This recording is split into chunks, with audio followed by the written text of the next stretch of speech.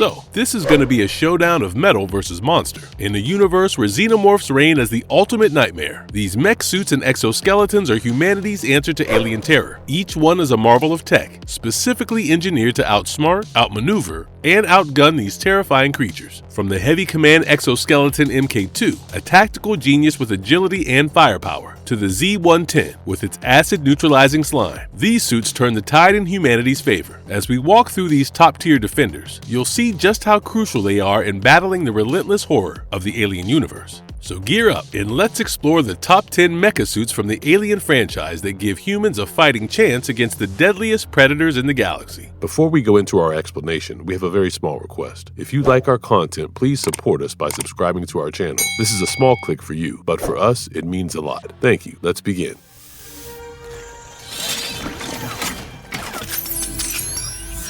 Predator Killer Suit. The Predator Killer Suit from the Predator movie is a high-tech armor that's basically Yatja's version of an Iron Man suit. It's a gift, or more like a helping hand, from the fugitive Predators clan to us humans. In the movie, we've got two Predator clans at each other's throats. The fugitive Predator, from the smaller faction, lands on Earth with this special pod. His plan was to hand over this pod to humanity as a tool to fight off the bigger, badder upgrade Predators. These guys are eyeing Earth for a takeover, thanks to our rising global temps, but things get messy. The fugitive Predator doesn't exactly come in peace, and gets into a bit of a rampage. Eventually, he's taken out by the upgrade Predator. Meanwhile, the humans snag the pod. At the end of the movie, we find out what's in this mysterious pod. The Predator Killer Suit is revealed in a secret lab with the McKennas and a bunch of scientists watching. When activated, this suit wraps around you like some kind of high-tech alien cling wrap. It's got nearly every Predator weapon, plasma casters, wrist blades like the ones in the AVP movies, etc. Although it's not shown, it might even have cloaking tech. Quinn McKenna is stoked about the suit at first, thinking about taking it for a spin, but turns out the suit's not all it's cracked up to be. In Predator Hunting Grounds, we learn that this thing has got issues. It's not bulletproof, its power supply is weak, like really weak, and it's basically just a fancy prototype.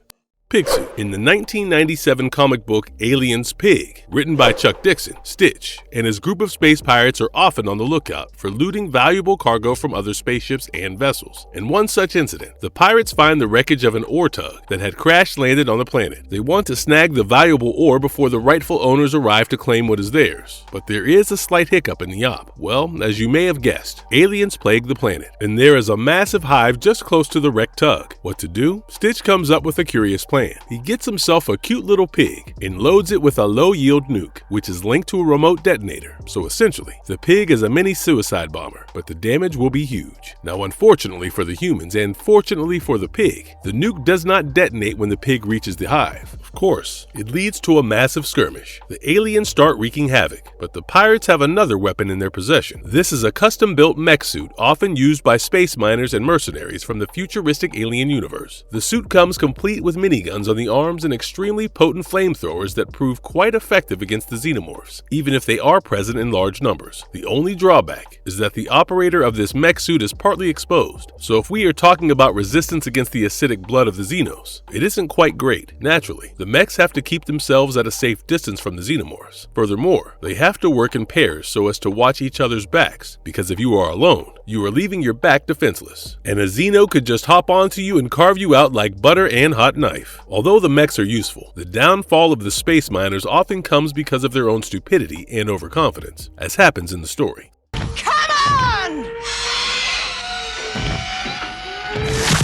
Caterpillar P5000 Power Loader. The P5000 Power Loader is another amazing ultimate mechanical exoskeleton, and it is designed for those tough field jobs. It works wonders when it comes to moving heavy stuff like ordnance and cargo, especially when you're far from any workshop, and sometimes for kicking the butt of a xenomorph queen. P5000 lets a person lift things thousands of times heavier than they normally can, handling up to a whopping 4,000 kilograms. As far as the design is concerned, it has a sturdy steel frame with two strong arms at the top. It's powered by a hydrogen fuel cell on the back, which pumps out 65 kilowatts to run this beast. The legs are attached with semi-universal bearings for hip swivel action, and have knee bearings too. This setup lets the operator control the hip movements with 20 kilowatt linear motors, and for that knee and ankle movement, hydraulic actuators do the job, making sure you can move forward and back, and control the pitch. Stability is indispensable for the power loader's efficiency, so that's where the gyro-stabilized chassis comes in. It keeps the loader steady but can also switch up for more dynamic bipedal movement. Need to lift something super heavy? Just bolt on up to 250 kilograms of concrete ballast for extra stability. The arms can handle loads up to 4,000 kilograms and have these vise-like manipulators with full 360-degree rotation. These claws can easily grab onto common industrial storage units. You control them with a hand grip or joystick inside each limb, and there are spots to attach extra tools like cutters or welders. To get this thing going, the operator steps in, buckles up with a harness, and pulls down a roll cage for safety. Feet get strapped in too. Additionally, the loader's powered up and controlled via a punch keypad in the hand grips, which also handles any extra tools you've got attached. Interestingly, the P5000 mimics your movements almost exactly. It's super responsive and has smart controls to smooth out any jerky moves. But one has to be careful when they are reaching out fully or walking. The system can get a bit overzealous. While walking over rough terrain, the power loader gives feedback to help keep you steady. Just watch out when lifting heavy loads on soft ground. You don't want to sink in. The loader's got safety lockouts to prevent tipping over, and it's generally safe on most terrains. However, using the power loader isn't a walk in the park. You need the right training, like a Class 2 civilian cargo handling license for USCM service. It takes about 6 weeks of simulator and hands-on training, or 8 weeks for USCM folks, which includes rough field operation. You've got to get used to its mass and how it leads your movements. The key is to move confidently and smoothly, avoiding any overcompensation that could stress the joints. Exo Suit. The Exo Suit, a beefed-up version of the P5000 powered work loader, is the military's answer to heavy-duty combat. When individual soldiers get inside of it, they feel like they've strapped on a mini-tank. Both the U.S. Colonial Marine Corps and private guns for hire like the Iron Bears use it for intense fighting in gnarly environments. This suit combines insane firepower with top-notch defense systems. Some exosuits are tricked out with unique weapons. Take the one from Aliens vs. Predator 2, known as Alice. It has a laser and flamethrower on one arm, while the other arm sports dual rotary guns and a rocket launcher. Apart from being heavy on firepower, Alice is surprisingly nimble and is capable of sprinting and leaping way beyond human limits, but jumping chews through power faster. In Aliens vs. Predator Extinction, the standard exosuit comes with twin M103 Torrent cannons, one on each arm. These bad boys start with a moderate firing rate, covering a small area, but then they spin up to unleash a hailstorm of bullets over a wide swath. Basically, if you're not well protected, you're toast. The upgraded version of the Exo Suit swaps out the Torrent cannon for a bullet box, which is kinda like a grid of railguns packed with rounds that fire almost simultaneously. We're talking nearly 1,000 rounds per second, turning more targets into history in the blink of an eye. As for armor, the Exo Suit has layers. These layers serve as a protective cocoon against light projectiles, nuclear, biological, and chemical threats. Xenomorph projectiles such as spores, cysts, acid blood, and facehuggers, and it's even tough against radiation and fire. The exosuit's rapid fire rate is perfect for mowing down swarms of enemies, especially those who like to get up close and personal. It might not have armor-piercing rounds, but the sheer volume of fire can overwhelm even the toughest foes. Plus, its protective systems are a solid counter against unconventional threats. However, the suit's heavy armor slows it down, making it less maneuverable, and while its firing rate compensates for lack of bullet power and range, some baddies are designed to take on heavy hitters like this. Max Berserker Armor. After the company, aka Weyland-Yutani, got their hands on the data about Ellen Ripley's tussle with the Queen, they got this idea: why not weaponize the power loader to take on xenomorphs? The first prototypes were a bit of a mess, kind of like trying to dance in a bulky suit. But then Spencer Linden from Hyperdyne Systems stepped in and changed everything for the better. His brainwave tech made the operator part of the machine, literally. That's how we meet the Berserkers, these hulking, heavily armed suits, designed to wipe out xenomorph swarms alone. They're kitted out with all the xeno-killing goodies: pulse rifles, grenade launchers, flamethrowers, you name it, and they're all built into the suit's arms. These bad boys can weigh up to a whopping 10 metric tons. Take the MOX-16 shit kicker, for instance. It faced off against a xenomorph queen aboard Todd Lab LX-1 and came out tops. The control system is sci-fi level stuff, a direct brain link, plus some physical controls. The suit's computer helps with aiming and tracking, making it a bit easier for the operator. But Berserkers are a bit on the unpredictable side, so they're still in the testing phase. Only a dozen have been let loose for field testing. Operator Anton Pulaski, an ex-criminal, once said, "Give me a break. Even I ain't crazy enough to volunteer for a bug suit." These operators are sealed inside the suit, usually in a medically induced coma when not in use. When it's go time, they're pumped full of a synthetic adrenaline cocktail that turns them into a wrecking ball against xenomorphs. Since it's an all-out rampage, sometimes it can get risky for friendlies. They're guided by a point man, carrying a homing beacon, which also prevents friendly fire, to an extent at least. Officially, these operators are volunteers, but word on the street is that they might not be so willing. Operating a Berserker is brutal, both physically and mentally. Sadly, operators often don't last long because of the intense strain. Particle Plasma Projector Suit. The Particle Plasma Projector Suit was this experimental mech suit that the colonial marines whipped out for wiping out alien hives. They always rolled in pairs, with a support APC in the background, ready to jump in when support was needed. The Particle Plasma Protector can vaporize xenomorphs where they stand, so the suit is great at zapping aliens like nobody's business. But while the suits can handle some acid, they aren't exactly foolproof. If a hefty dose of acid hits the suits, it is trouble with a capital T. The acid will start eating through the suits. Not instantly, but slowly. This freaked out the operators big time. You could say it was similar to a scuba diver losing it underwater. That's pretty much what happened to these mech jockeys. They'd start panicking, struggling to breathe, and tearing off parts of the suit in a mad dash to get out. These suits got their 15 minutes of fame in the prologue of Aliens Labyrinth. There was this hive sterilizing mission, and things went south fast. Colonel Anthony Crespi was the only one who made it out of that mess.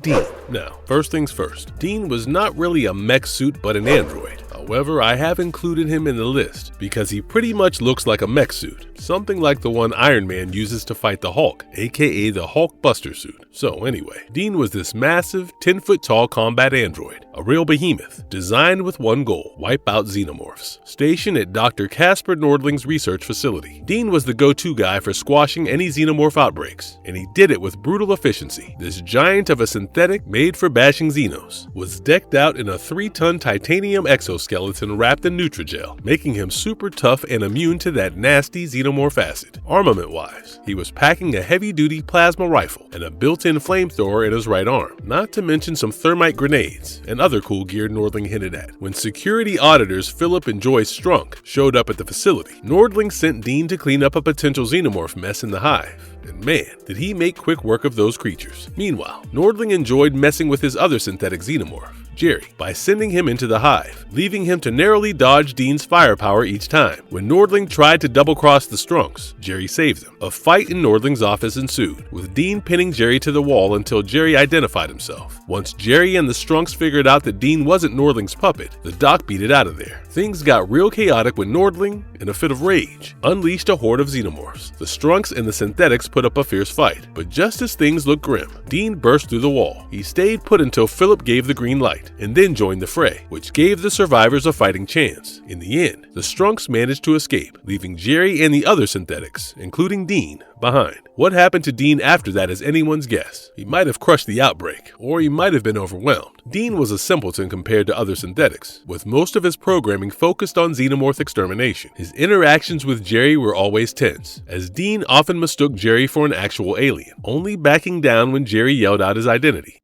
Strike Force Suit. The Strike Force units serving Weyland-Yutani carried out special ops missions related to search and rescue, made up mostly of ex-colonial marines. These teams had a rep for being tough and resourceful. They rocked these suits that were more on the light side, not super armored, but with decent acid resistance. Now, these suits had a secret weapon called the Juice, or bug spray. This stuff was lethal to Xenos. It messed with their metabolism, turning their own bodies against them. It would be safe to say that a xenomorph's body started eating itself, alive. Nasty, right? One of their most prominent gigs was on Salazar 7, a colony that used to be buzzing until it wasn't. The Strike Force crew swooped in and took back the place. The suits and the stories appeared in the Aliens Xenogenesis comic, which is a 4-issue miniseries of loosely interconnected stories. Aliens Xenogenesis was followed by Predator Xenogenesis, and finally Aliens vs. Predator Xenogenesis. Z-110 Acid Neutralizing Combat Wardrobe. So, the Z-110 Acid Neutralizing Combat Wardrobe is another awesome anti-xenomorph gear. It's a suit that's ribbed for extra toughness by covering a marine from top to bottom. It oozes this slime that neutralizes xenomorph acid on contact, which is how the suit gets its name. Plus, it's built to take a serious beating, like surviving heavy knocks. One of the main issues with xenomorphs is that their blood is crazy acidic, so making armor that's acid-proof was a tough nut to crack, but also the way to go. The Z-110, instead of blocking the acid, has this gel inside that neutralizes the stuff. turning it as harmless as water. Now, the brains behind it were the folks at Grant Corporation. Initially, they whipped it up for their farmers. Since royal jelly was like gold to them, they kept it hush-hush. But eventually, the USCMC got their hands on it. The suit was also a full-on life support system, good for 6 hours with a fully pressurized environment. It was powered by back-mounted batteries that do double duty, namely to keep you breathing and to help you move the armor plates around as you move. As you can see, the Z110 is not like those beefy exoskeletons. The helmet tracks your eyeballs because the visor's kinda tiny. Why? Because that Nutrigel stuff isn't transparent, so they had to skimp on the visor side, making it a bit of a weak spot. If that visor takes a hit, you can kiss the pressurized comfort goodbye. Heavy Command Exoskeleton MK2. The Command-type Heavy Exoskeleton was the big boss of a 4-mech squad. This team was a mixed bag of the MK4 Maintenance, MK2 Communication, and MK3 Light Exoskeletons. But the Command Heavy was the real deal, as it was the brains of the operation, loaded with strategic software and sporting a mean shoulder-mounted Gatling laser. This awesome foursome strutted their stuff in Aliens, comic book adventure. Leading this motley crew was Lieutenant Colonel Hendrickson, a seasoned vet of the Colonial Marines, and the main guy in the game. What set these exoskeletons apart was their agility. We're talking ninja-level mobility here. In their fight with the aliens, these suits proved their worth big time. Marvelous verdict. In the Alien universe, each of these suits brings its own flavor of firepower and funk to the table. But if we're talking sheer power, the Heavy Command Exoskeleton MK2 takes the cake. The Heavy Command's got strategic software and a shoulder-mounted Gatling laser that can rain down a world of hurt. Plus, its agility is off the charts, making big leaps and moving like it's nothing. Now, why are these suits a big deal in the Alien universe? It's simple. Xenomorphs are nasty business. They're like the ultimate bad news in space, and regular guns and grit just don't cut it. These suits are the answer to that. They level the playing field. From the Z110's acid-neutralizing slime to the Heavy Command's firepower and agility, each suit is designed to tackle the unique horrors of the Xenomorphs. They're the difference between getting wiped out by these alien nightmares and living to fight another day. In the dark and dangerous world of Alien, these suits are any man or woman's best bet for survival and victory. And if you liked our content, don't forget to leave a like and subscribe to us if you haven't already. Have a good one and be safe. Thanks, everyone.